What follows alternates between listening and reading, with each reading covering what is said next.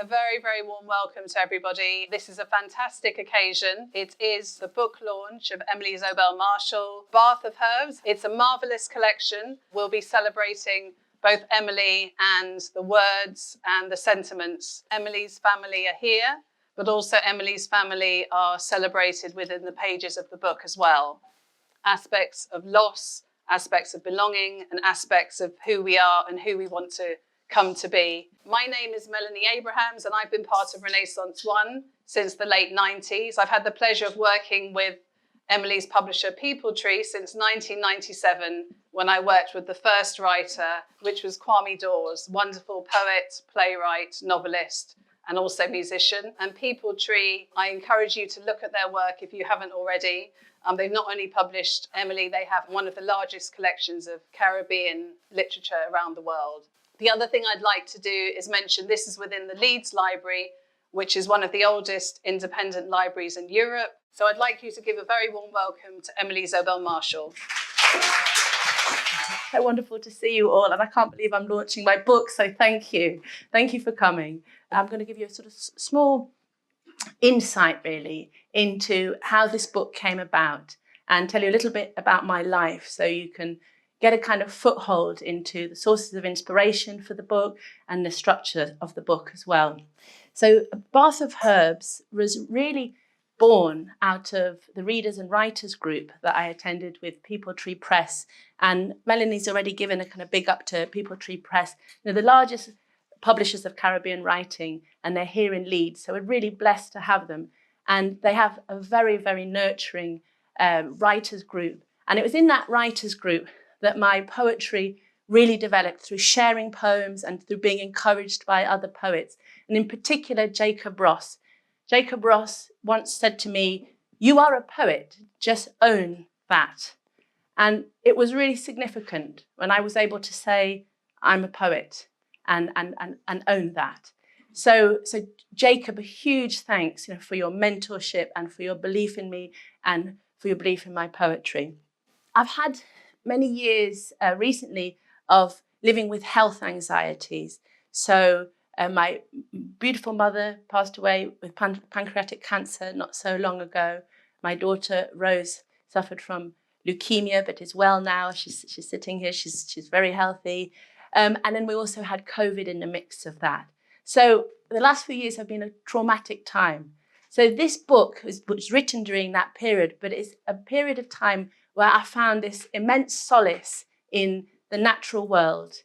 I remember being in hospital with Rose and looking out through the hospital window and seeing a patch of blue sky and the clouds moving across the sky and just thinking, whatever happens, that will always be there. And I think that gives you an immense sense of relief and sort of being held. The natural world continues. So this book is about connecting to the natural world and also connecting to the wild landscapes of my childhood, because I grew up in Snowdonia in North Wales, and I loved swimming in the freezing cold rivers and climbing mountains. And I had a very wild kind of upbringing, sort of semi-feral. I was just left to roam. And that was wonderful for me. We didn't have a TV. We lived in a really, really remote house that you couldn't access by the road. So for a child, that's an amazing thing, because you find that sustenance in nature. And that's something that you can carry with you in times of difficulty and times of trauma. So even now I live in the city, I still am able to carry that solace in the natural world with me.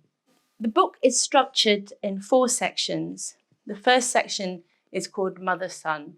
And that section really explores my relationship with my mother and the death of my mother, but also what it meant for her as a Black Caribbean woman living in North Wales and what that experience might have been like. It also reaches back to my grandmother and great-grandmother and the kind of power through the matrilineal line that I've felt from Black and brown women in terms of healing and substance and getting through difficult times. The second one is called Moon Pulled, and it's a celebration of women. I write about periods and breasts and being a woman. And then the third section is called Water Rights, which looks at swimming, but it also looks at ways of finding a connection to water through rivers and oceans. And then the fourth section is called Fell. So what you can see up here is my grandmother, Annie. She's here and here. So this is Annie. Annie was born in Martinique, lived in Martinique, and migrated to Paris in 1947. And this is her with my mum and her two other sons. And this is her with me when I was a child, and my grandfather, Joseph Zobel.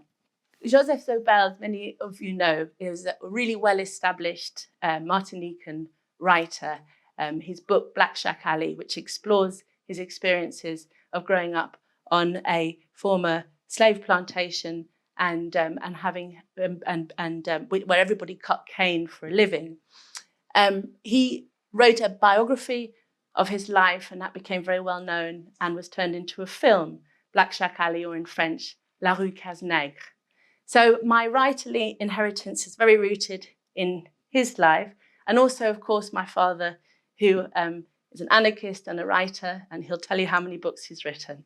And so the first poem that I want to read is called Don't Let the Boy Cut Cane. And it's a poem for Mamontine, who refused to let my grandfather, Joseph Zobel, cut cane in the cane fields.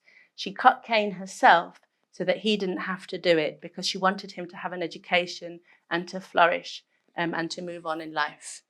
So I think that part of what I enjoy and the lifestyle I enjoy now is thanks to the sacrifices that Montine made, and those have reverberated down through the generations.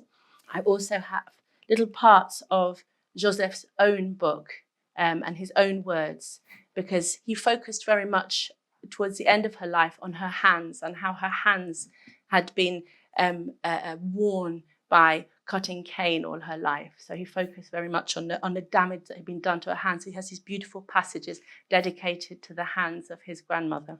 Don't let the boy cut cane. Don't let the boy cut cane. Let him stand in a white uniform, starched overnight in zinc buckets. Don't let his hands be split by the cutlass and furrow and crack like dark cane field earth, baked by beating suns. Let his fingers be oiled and smell sweet, but not of sugar, not burnt in the boiling house. Let them poise pen over paper, wear fine gloves in white French winters, sharpen red pencils, swing strong leather satchels, while I force my slow rolling hips into the field, for the cane must be cut. That's the second section. You let us take root, Montine, in the wreckage of your body, to reach up towards the light. Montine's hands were black, swollen, hardened, cracked at every joint, and every crack encrusted with a sort of indelible mud. Let us read the pages of your story as we trace your wounds in the lines of our palms. Her scratched hands, every day clinging to the handle of the hoe, an easy prey for the fierce cuts inflicted by the cane leaves. Let me hear the slash of your cutlass, Montine, as I tend to my Yorkshire dahlias, wearing pink gardening gloves. See her hands as if thrown there with sacrilegious carelessness on the whiteness of that sheet in the depth of that obscure shack. Thank you.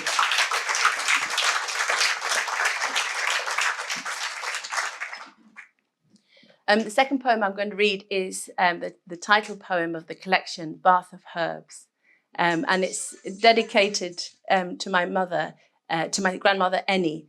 So when my mum had given birth to me, Annie prepared her a bath of herbs, a Caribbean bath of herbs, to soak her in after the trauma of my birth. And, you know, again, that really struck me as such a wonderful thing to do for a woman at that most vulnerable time in her life.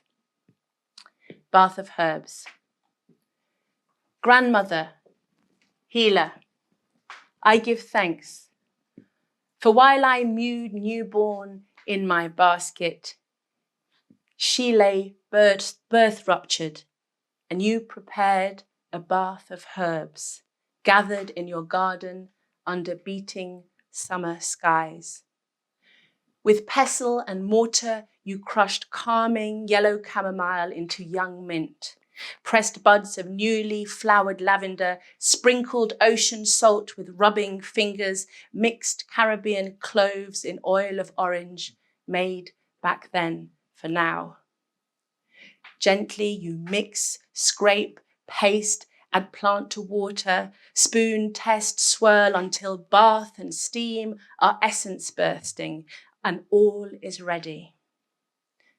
And so you lead her, coiled and naked, hurting, tender, slowly sink her into hot, forgetting waters, unfurl her long, aching body enveloped in steam.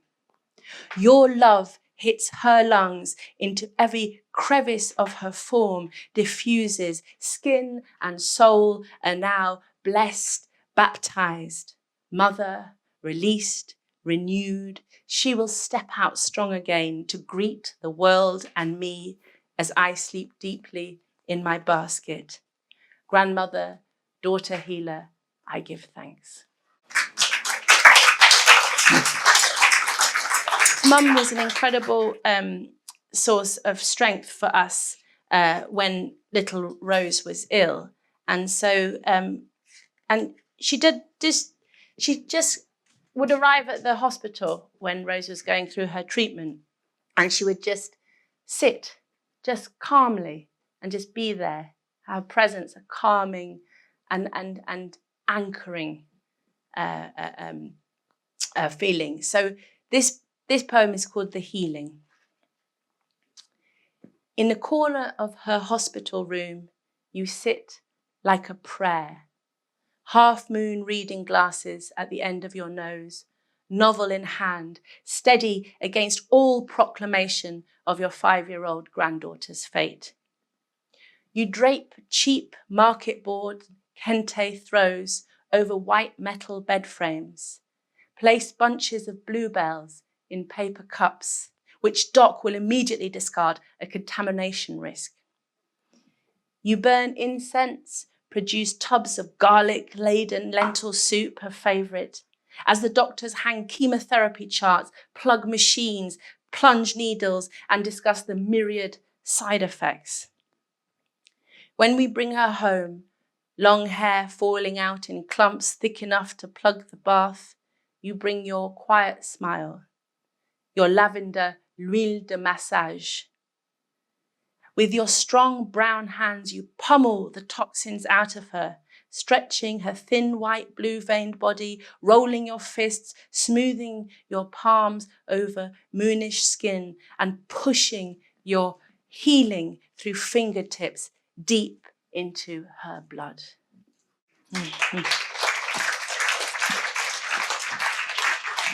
So this is a poem for Rose, and it's about picking blackberries together. Blackberries. You were sick when we last picked blackberries, pink cap hiding chemo boldness. For me, it was a moment for forgetting. For you, a hunt for berries. The sweetest are the highest, nestling ripe in coils of thorns, tempting pickers to skin pierce for summer's mouth flood juices.